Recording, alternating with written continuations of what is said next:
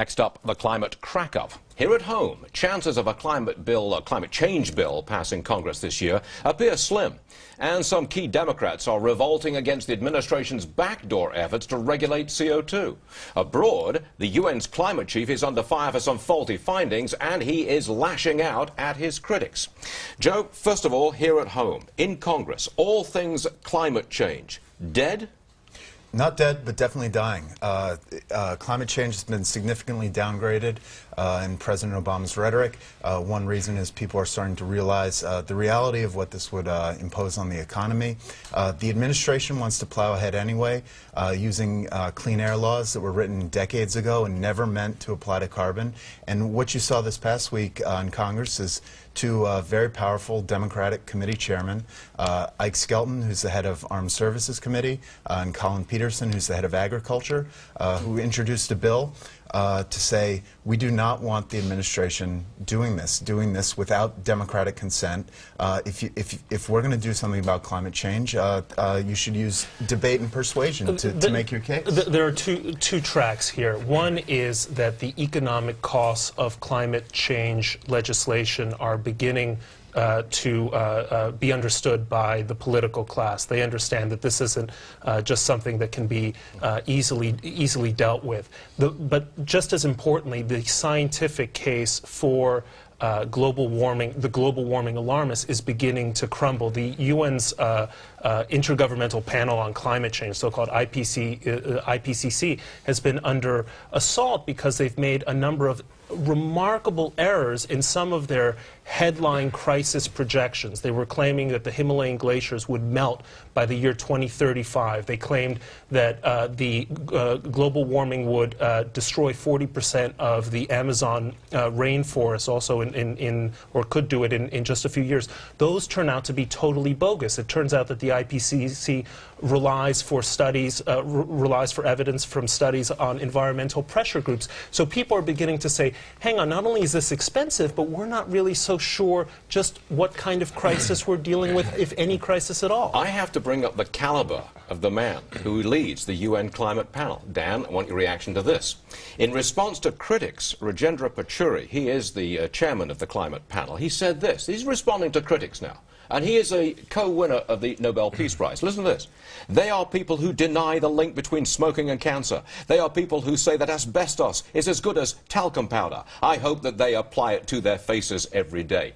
This is the chairman of the UN Climate Panel, a co-winner with Al Gore of the UN the Nobel Peace Prize.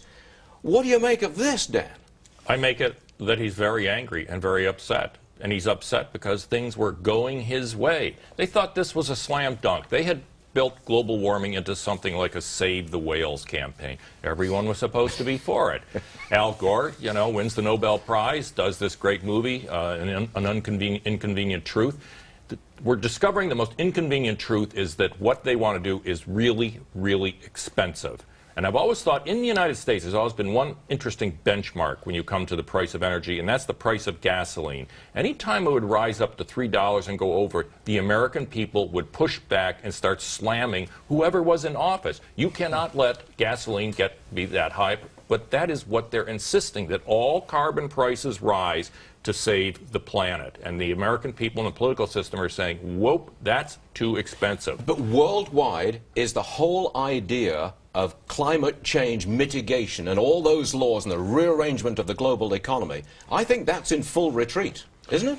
Yeah, no, I mean, I think that's right, and it's partially in full retreat because for a decade now, the sort of leading climatologists have been telling us this is settled science. There's no debate about it. I mean, Pachauri's rant gives you a sense of it. It's as obvious as the fact that cigarettes are bad for your health, etc. But in fact, there now are real questions about how this science is being done. And since we are being asked to place these huge bets and pay this enormous price to deal with climate mitigation, people are naturally taking a step back and reevaluating the science. science. And I think the more they look at the IPCC report, I feel the more they're going to see just what a weak study it is. Well, and one of their big mistakes was taking something that was extremely complex and very contingent and simplifying it down to unequivocal and settled. And the idea that something as massive and as huge and as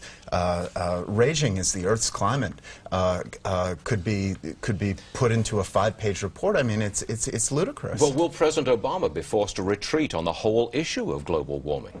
Well, I think that it now has gone to it's now become a kind of rhetorical trope. But as Joe pointed out, it suddenly became essentially a footnote in his State of the Union address. But there is a kind of a religious component to this that we can't ignore. There's an aspect of belief. It plays into sort of the fear of the end of the world and the belief that we just have to change the way we live our own lives personally in order to save ourselves. That is a very powerful aspect to this debate. So I don't think you're going to see this disappear entirely, at least not for another few years. Got it.